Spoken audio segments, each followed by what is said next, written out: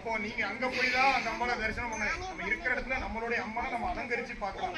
நம்ம வீட்டுல பிள்ளைகள் இருந்தா அலங்காரம் பண்ணி பார்ப்போம். சின்ன குழந்தைகள் இருந்தா கோகுலாஷ்டமி வரப்போ என்ன செய்வீங்க?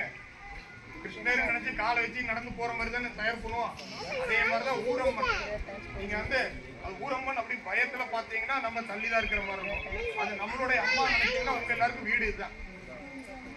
அதனால நம்மளுடைய சொந்த வீடு சொந்த வாசல் எப்படி அந்த மாதிரி இந்த ஊரம்மனை உப்படாதியம்மனை நம்ம எல்லாரும் நமக்குள்ள ஐக்கியப்படுத்திக்கணும். அதனாலதான் இங்க தொண்டர்கள் உருவாகி இருக்கிறாங்க. கடந்த 3 வருஷத்துல கடைசி செவ்வாய்க்கு முந்தின ஞாயிறு திருக்கோவில உழவார திருப்பணி நடக்குது.